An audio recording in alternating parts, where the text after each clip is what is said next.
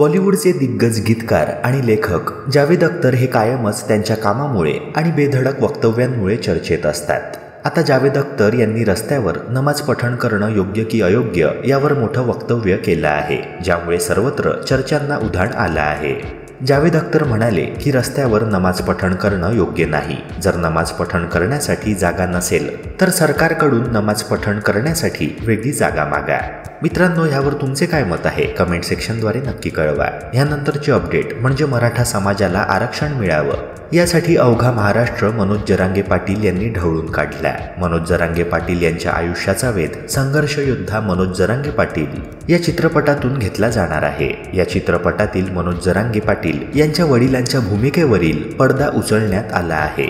ज्येष्ठ अभिनेते मोहन जोशी या चित्रपटात मनोज जरांगे पाटील यांच्या वडिलांच्या भूमिकेत दिसणार आहेत। येत्या 26 एप्रिल रोजी संघर्ष योद्धा हा चित्रपट संपूर्ण महाराष्ट्रात प्रदर्शित होणार आहे। स्वतःच्या मुलाचा संघर्ष, त्याची उपोषणं, राज्यभरातून मराठा समाजाकडून मिळणारा पाठिंबा या काळात एका वडिलांची घालमेल मोहन जोशी यांच्या सशक्त अभिनयातून आपल्याला पाहायला मिळणार आहे। चित्रपटात मनोज जरांगे पाटील यांच्या पत्नीची भूमिका जय मल्हार मालिकेतून घराघरात पोहोचलेली अभिनेत्री सुरभी हांडे साकारणार आहे। मनोज जरांगे पाटील यांच्या आजवरच्या वाटचालीत त्यांच्या पत्नीची जबाबदारी महत्त्वाची ठरली आहे। मनोज जरांगे पाटील समाजाला आरक्षण मिळवून देण्यासाठी लढत असताना घरच्या आघाडीवर त्यांची पत्नी लढत होती। मित्रांनो, ह्यानंतरची महत्त्वाची अपडेट म्हणजे नॅशनल क्रश म्हणून स्वतःची ओळख निर्माण केलेली तृप्ती ढिमरी आता तिच्या प्रेग्नन्सीमुळे चर्चेत आली आहे। तृप्तीचा एक फोटो सोशल मीडियावर तुफान व्हायरल होत आहे। फोटोमध्ये अभिनेत्रीचे बेबी बंप दिसत असल्यामुळे चर्चांना उधाण आलं आहे। मात्र हा फोटो तृप्तीच्या आगामी सिनेमाचा पोस्टर आहे आणि ह्या पोस्टरमध्ये तृप्ती प्रेग्नंट दिसत आहे। मित्रांनो, अभिनेता रणबीर कपूर स्टारर ॲनिमल सिनेमात अभिनेत्री तृप्ती ढिमरी हिची फारच लहान भूमिका होती, पण त्याच भूमिकेमुळे तृप्ती हिला बॉलिवूडमध्ये लोकप्रियता आणि प्रसिद्धी मिळाली आहे। ॲनिमल सिनेमानंतर तृप्ती हिचं नशीबच चमकलं। यानंतरची अपडेट आहे राखी सावंत बाबत। राखी सावंत आणि वाद हे काही नवे समीकरण नाही। अतर्क्य कपडे, फॅशन आणि विचित्र वक्तव्य करून वादग्रस्त भूमिका मांडून दरवेळेस लाईमलाईटमध्ये राहणारी राखी सावंत आता चांगलीच अडचणीत सापडली आहे। नार्कोटिक्स ब्युरोचे माजी अधिकारी समीर वानखेडे यांच्यामुळे राखी सावंतच्या अडचणीत वाढ झाली आहे। समीर वानखेडे यांनी राखी सावंत आणि तिच्या वकिलाविरोधात मानहानीचा खटला दाखल केला आहे। समीर वानखेडे यांनी 11 लाख रुपयांची नुकसान भरपाई मागितली आहे। राखी सावंत आणि तिचा वकील अली काशिफ खान या दोघांनी आपली प्रतिमा डागाळण्याचा आणि आपली बदनामी करण्याचा प्रयत्न केल्याचे गंभीर आरोप समीर वानखेडे यांनी लावले आहेत। यानंतरची मुख्य अपडेट आहे दीपिका पादुकोणबाबत। दीपिका लवकरच एका गोंडस बाळाला जन्म देणार आहे। सोशल मीडियावर पोस्ट शेअर करत दीपिका पादुकोण आणि रणवीर सिंगने प्रेग्नन्सीबाबत माहिती दिली होती। आता दीपिका पादुकोण हिच्या डिलिव्हरीबद्दल अत्यंत मोठे अपडेट हे पुढे येताना दिसत आहे। दीपिका पादुकोण हिची डिलिव्हरी नेमकी कुठे होणार याबद्दलचे हे अपडेट आहे। दीपिकाची डिलिव्हरी तिच्या आईच्या घरी होणार आहे। बँगलोरमध्ये दीपिका पादुकोण ही आपल्या पहिल्या बाळाला जन्म देणार आहे।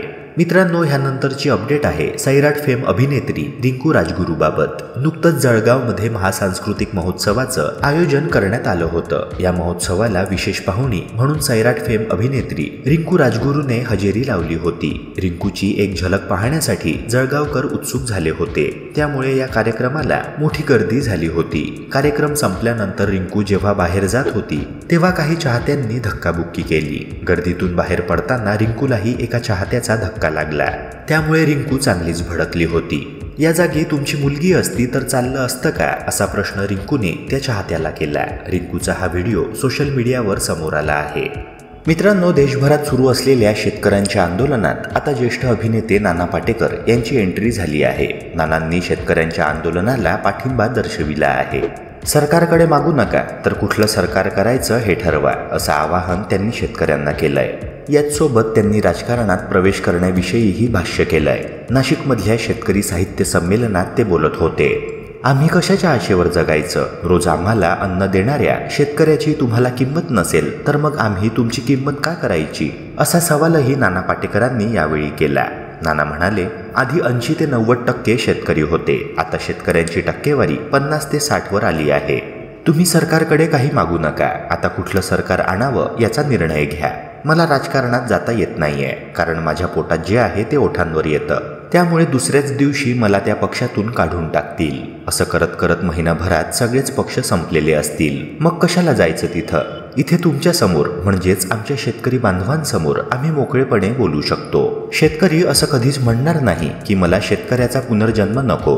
आपल्याला जनावरांची, प्राण्यांची भाषा समजते. मग योग्य वेळी तुम्हाला शेतकऱ्यांची भाषा का बोलता येत नाही, असा सवाल त्यांनी सरकारला केला आहे. नानांनी याआधीही शेतकऱ्यांच्या प्रश्नांवरून भाष्य केलं होतं. आपण राजकारणाविषयी या ठिकाणी बोलू नये, ते एवढ्यासाठी की मग मी फार परखडपणे बोलेन. त्यावरून पुन्हा कॉन्ट्रोवर्सी होईल. मी कुठल्याही पक्षाचा नाही. माझे वडील कट्टर काँग्रेसवादी होते. मी कट्टर शिवसेनेचा होतो. आज मला भाजप खूप छान काहीतरी करेल अशी खात्री वाटते. मला नरेंद्र मोदी, अमित शहा किंवा आमचे देवेंद्र फडणवीस ज्या पद्धतीने काम करतात ते मला आवडतं. ज्या पद्धतीने नितीन गडकरी काम करतात ते मला आवडतं, असे ते म्हणाले.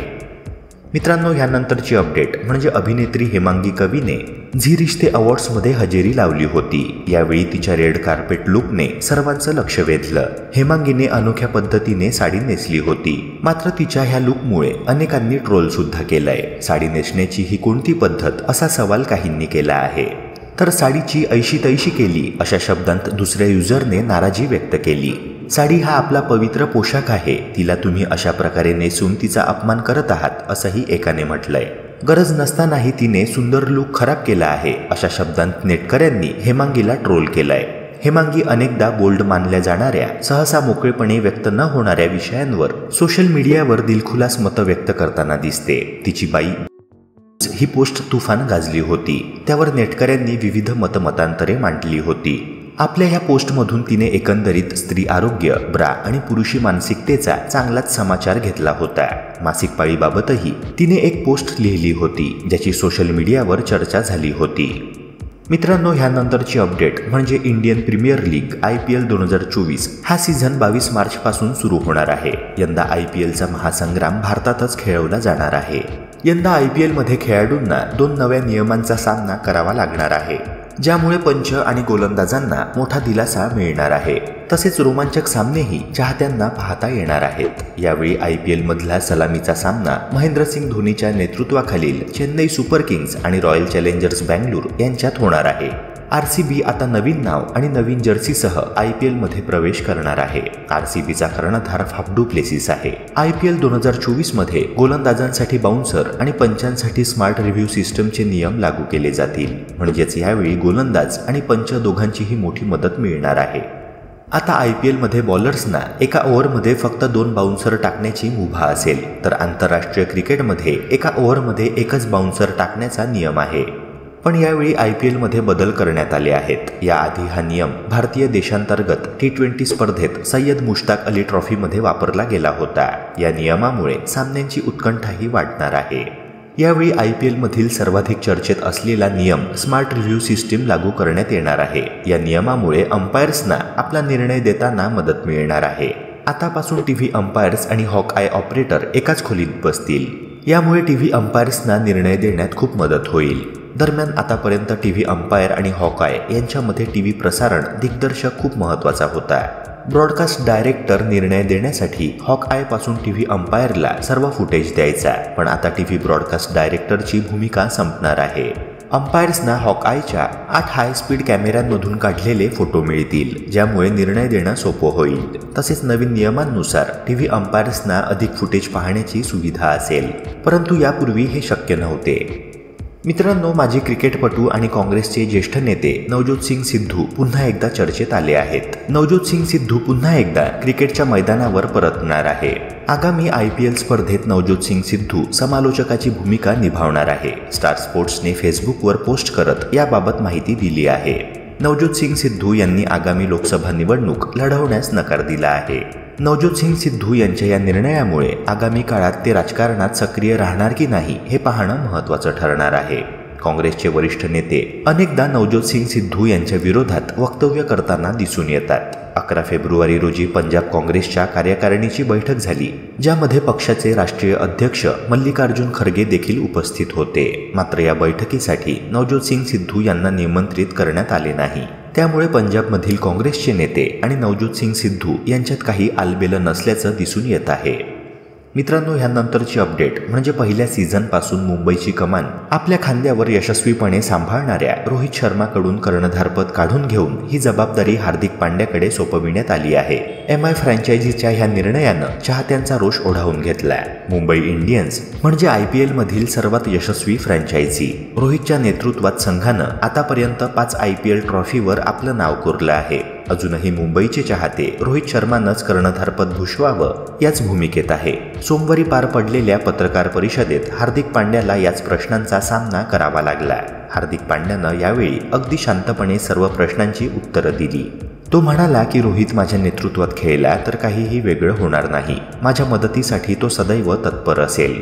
तो भारतीय संघाचा कर्णधार असल्याचं तुम्हीच बोलताना नमूद केलंय. ते माझ्यासाठी खरंच खूप फायदेशीर ठरणार आहे, कारण या संघानं आतापर्यंत जे काही साध्य केलंय ते त्यांच्या नेतृत्वातच साध्य झालं आहे आणि मला हीच प्रक्रिया पुढे न्यावी लागेल.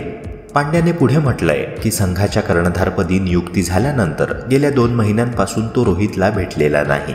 सोमवारपासून सुरू होणाऱ्या संघाच्या सराव सत्रात तो पहिल्यांदाच रोहितला भेटणार आहे. रोहितला भेटण्याबद्दल विचारल्यावर तो म्हणाला, तो प्रवास करतोय आणि राष्ट्रीय संघाकडून खेळतोय. आम्ही खेळाडू आहोत. 2च महिने झालेत. आज आपण सराव सामना खेळू. तो इथे आल्यावर त्याच्याशी नक्कीच बोलेन. रोहित कायम माझ्यासाठी मार्गदर्शक असेल. त्यामुळे या सीझनमध्ये तो माझ्या नेतृत्वात खेळणार ही परिस्थिती इतर सीझनपेक्षा वेगळी असेल असं मला वाटत नाही. ही चांगली भावना असेल, कारण आम्ही 10 वर्षांपासून एकत्र खेळत आहोत. मी माझी संपूर्ण कारकीर्द त्याच्या नेतृत्वाखाली खेळली आहे. मला आशा आहे की तो मला पाठिंबा आणि मार्गदर्शन करत राहील.